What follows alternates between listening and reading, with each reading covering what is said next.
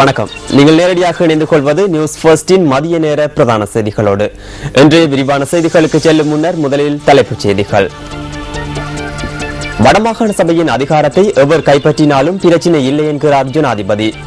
இலங்கைக்கான விஜயத்தை மேற்கொள்வது தொடர்பில் பரிசுத்த பாப்பரசர் பரிசீலனை. 2015 ஆண்டு நடைபெறவுள்ள உலகக்கிண்ண கிரிக்கெட் போட்டித் தொடருக்கான நேர அட்டவணை வெளியிடப்பட்டுள்ளது. அவை எமது தலைப்புச் செய்திகள். இனி விரிவான செய்திகள். வடமாகாண சபையின் அதிகாரத்தை எவர் கைப்பற்றினாலும் பிரச்சினை இல்லை என ஜனாதிபதி மஹிந்த ராஜபக்ச தெரிவிக்கின்றார். எந்தவொரு பிரச்சினையையும் எதிர்கொள்வதற்கான சக்தி தமது அரசாங்கத்திற்கு உள்ளதென ஜனாதிபதி சுட்டிக்காட்டியுள்ளார். 13வது அரசியலமைப்பு தொடர்பான சர்ச்சைகளுக்கு மத்தியில் தமிழ் தேசிய கூட்டமைப்பின் முதலமைச்சர் ஒருவர் தெரிவானால் சட்ட பிரச்சினை ஏற்படுமா என ஊடகவியலாளர் எழுப்பிய கேள்விக்கு பதிலளித்த போதே ஜனாதிபதி இதனை தெரிவித்துள்ளார். இன்று காலை அச்சு மற்றும் இலத்திரனியல் ஊடகங்களின் செய்தித்துறை பொறுப்பதிகாரிகளுடனான சந்திப்பின் போது ஜனாதிபதி இந்த கேள்விக்கு பதிலளித்துள்ளார். அங்கு தொடர்ந்தும் கருத்து வெளியிட்ட ஜனாதிபதி காணி மற்றும் போலீஸ் அதிகாரங்கள் தொடர்பான விவகாரத்தின் இறுதி பொறுப்பு அரசியலமைப்பின் ஊடாக ஜனாதிபதிக்கு வழங்கப்பட்டுள்ளதென கூறியுள்ளார். வடமேல் மாகாணத்தின் முதலமைச்சரை தீர்மானிக்கும் வாய்ப்பு அந்த மாகாண மக்களிடம் வழங்கப்பட்டுள்ளதாக ஜனாதிபதி மஹிந்த ராஜபக்ச தெரிவித்துள்ளார். அதிக விருப்பு வாக்குகளை பெறுபவரை அந்த பதவிக்கு நியமிப்பதே நடைமுறை என தெரிவித்துள்ள ஜனாதிபதி தலைமைத்துவத்திற்கான தகமைகளை அவர் கொண்டிருக்க வேண்டும் எனவும் குறிப்பிட்டுள்ளார். இலங்கைக்கான விஜயத்தை மேற்கொள்வது தொடர்பில் பரிசீலித்து வருவதாக பரிசுத்த பாப்பரசர் பிரான்சிஸ் தெரிவித்துள்ளார். பிரேசிலுக்கான விஜயத்தை நிறைவு செய்து வத்திகானுக்கு திரும்புகையில் பரிசுத்த பாப்பரசர் ஊடகங்களுக்கு இதனை குறிப்பிட்டுள்ளதாக சர்வதேச ஊடகங்கள் செய்தி வெளியிட்டுள்ளன. ஜெருசலத்திற்கான விஜயத்தின் போது இலங்கை மற்றும் பிலிப்பைன்ஸிற்கான விஜயம் மேற்கொள்வது தொடர்பில் பரிசுத்த பாப்பரசர் பரிசீலித்து வருவதாக அந்த செய்தியில் குறிப்பிடப்பட்டுள்ளது. வடமாகாண சபை தேர்தலில் மக்கள் சுதந்திரமாக வாக்களிப்பதற்கான சந்தர்ப்பம் வழங்கப்பட வேண்டும் என தமிழ் தேசிய கூட்டமைப்பு வலியுறுத்தியுள்ளது.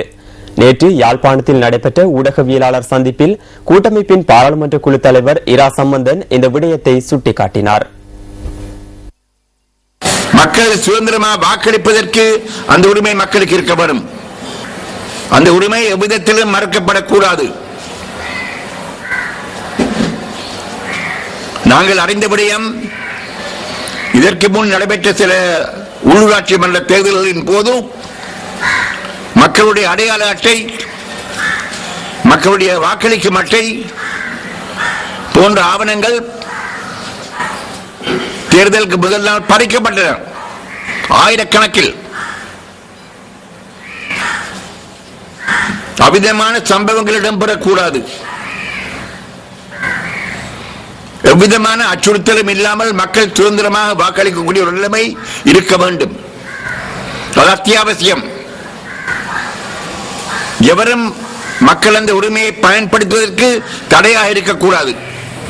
ஏனென்றால் இந்த தேர்தல் இன்றைக்கு நடைபெறுவதற்கு முக்கியமான காரணம் சர்வதேச சமூகத்தினுடைய அழுத்தம். தேர்தலை நடக்க வைத்தது மாத்திரம் காணாது, தேர்தல் முறையாக நடைபெற வேண்டும்.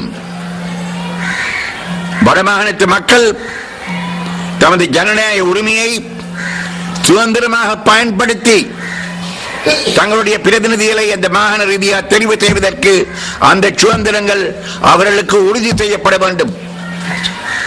அவருடைய அந்த உரிமையை எவரும் மறக்கக்கூடாது. வடமாகாண சபை தேர்தலில் தமிழ் தேசிய கூட்டமைப்பு போட்டியிடுவதற்கான காரணத்தை கூட்டமைப்பின் முதலமைச்சர் வேட்பாளரும் ஓய்வு பெற்ற உயர்நீதிமன்ற நீதியரசருமான சி.வி. விக்னேஸ்வரன் இதன்போது குறிப்பிட்டார்.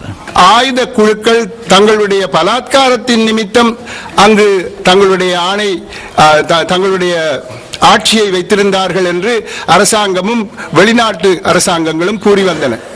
ஆனால் இந்த முறை எங்களுடைய மக்களினுடைய ஆணையாக அவர்களுடைய வாக்கின் பிரதிபலிப்பாக ஏற்பட போகும் ஒரு ஆட்சியை நாங்கள் நிலைநிறுத்தப் போகின்றோம் என்றால் அதற்கு உலகம் செவி சாய்க்க வேண்டிய நிர்பந்தம் ஏற்படும்.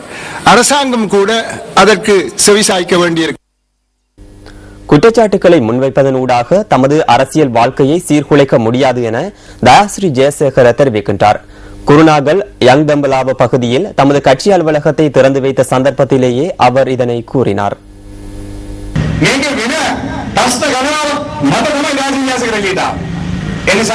வேறு பல பிரச்சனைகளுக்கு மத்தியிலேயே தயாசிரி ஜெயசேகர வெளியேறினார்.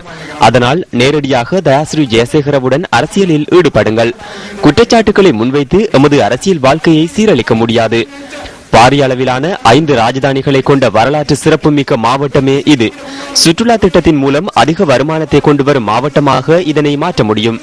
எதிர்வரும் 21ஆம் திகதி முதல் எமது உறுப்பினர்கள் மாகாண சபை முதலமைச்சர்கள் ஆகியோரை இணைத்து வடமேல் மாகாணத்திற்கான திட்டம் ஒன்றை ஆரம்பிக்க உள்ளோம்.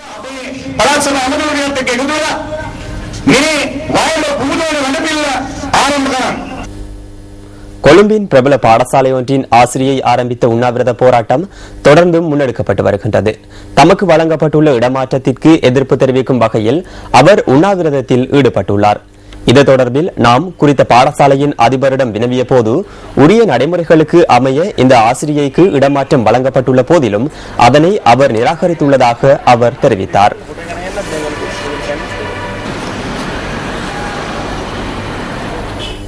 பிள்ளைகளுக்கு விளையாடுவதற்கான சந்தர்ப்பத்தை ஏற்படுத்தி கொடுக்க வேண்டும் என விளையாட்டுத்துறை அமைச்சர் மஹிந்தானந்த அலுத்கமகே தெரிவிக்கின்றார். மாதம்பையில் நடைபெற்ற நிகழ்வொன்றில் கலந்து கொண்டு உரையாற்றிய போதே அமைச்சர் இதனை தெரிவித்தார். இலங்கை சனத்தொகையில் 10% நீரிழிவு நோய் உள்ளது. இந்திய சனத்தொகையில் 1/3 பகுதியினர் நீரிழிவு நோயால் பாதிக்கப்பட்டுள்ளனர். இன்று பெற்றோர் பிள்ளைகளை விளையாட்டுத் துறையில் ஈடுபடுத்துவதில்லை. பிள்ளையை வைத்தியராகவும் பொறியியலாளராகவும் உருவாக்க முயற்சிக்கின்றனர். எமது சிறுபராயம் போன்றல்ல, தற்போதைய சிறுவர்கள் ரோபோக்களை போன்றுள்ளனர். காலை 7 மணிக்கு தாய் பாடசாலைக்கு விட்டு செல்கிறார், 2 மணிக்கு அழைத்து செல்வார். 2 to 5 மணி வரை பகுதி நேர வகுப்புகள். பின்னர் வீட்டுக்கு செல்கிறார், கணனையில் இணையதளம் பார்க்கிறார். பெற்றோர் திட்டினால் ஏதாவது சாப்பிட்டு கையடக்க தொலைபேசியுடன் கட்டிலுக்கு சென்று குறுந்தகவல் அனுப்பி நித்திரைக்கு செல்கிறார். பெரஹராவில் திடீரென யானை குழப்பமடைந்தால் கூட தற்போதைய சிறுவர்களால் ஓட முடியாது, ஏனெனில் அவர்கள் விளையாடுவதில்லை.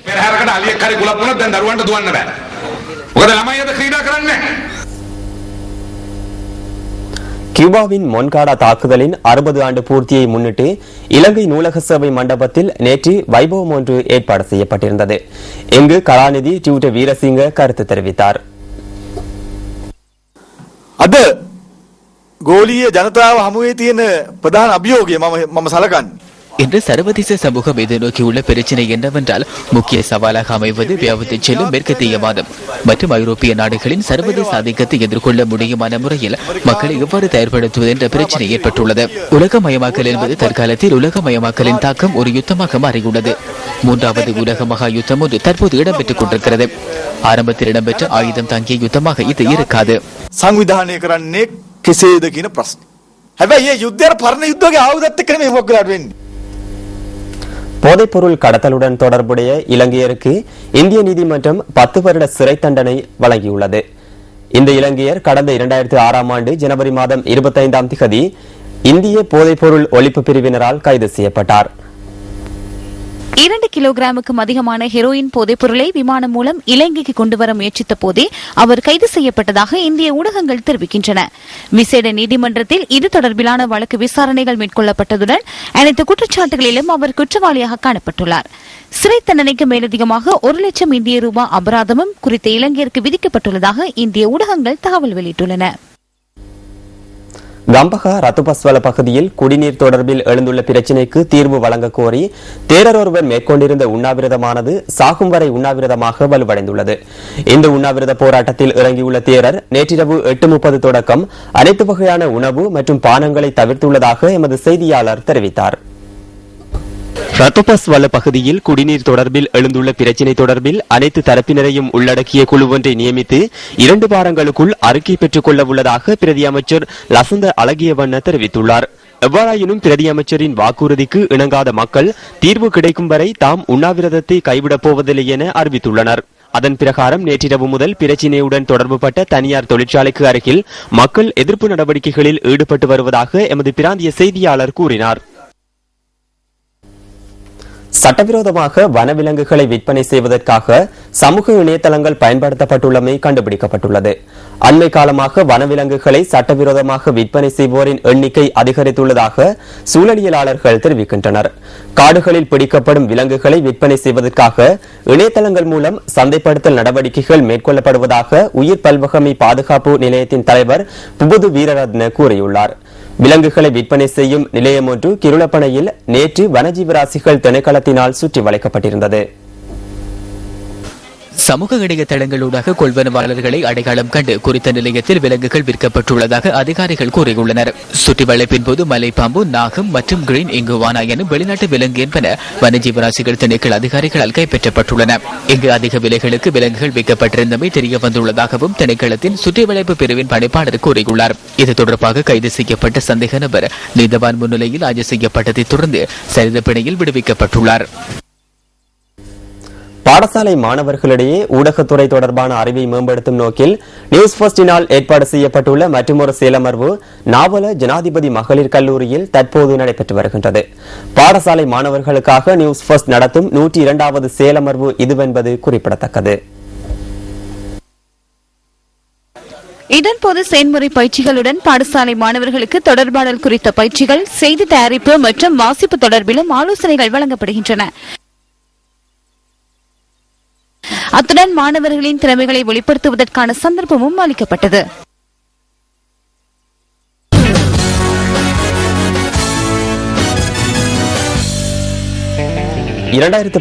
ஆண்டு நடைபெறவுள்ள உலக கிண்ண கிரிக்கெட் போட்டி தொடருக்கான நேர் அட்டவணை சர்வதேச கிரிக்கெட் பேரவையால் வெளியிடப்பட்டுள்ளது. ஆஸ்திரேலியா மற்றும் நியூசிலாந்து ஆகிய நாடுகளில் நடைபெறவுள்ள இந்த போட்டித் தொடர் பிப்ரவரி 14 முதல் மார்ச் 29 வரை நடைபெறவுள்ளது. இறுதிப் போட்டி ஆஸ்திரேலியாவின் மெல்போர்ன் நகரில் நடைபெறவுள்ளதுடன் 23 வருடங்களின் பின்னர் இங்கு உலக கிண்ண போட்டிகள் இடம்பெறுகின்றமை விசேட அம்சமாகும். இறுதியாக மெல்போர்னில் நடைபெற்ற போட்டியில் இம்ரான்கான் தலைமையில் களமிறங்கிய பாகிஸ்தான் உலக கிண்ண தொடரின் சாம்பியனாக மகுடம் சூடியிருந்தது.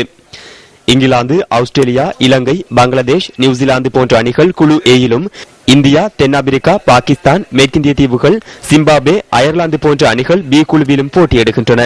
முதலாவது போட்டியில் நடப்பு சாம்பியன் இந்தியாவும் பாகிஸ்தானும் மோத உள்ளன.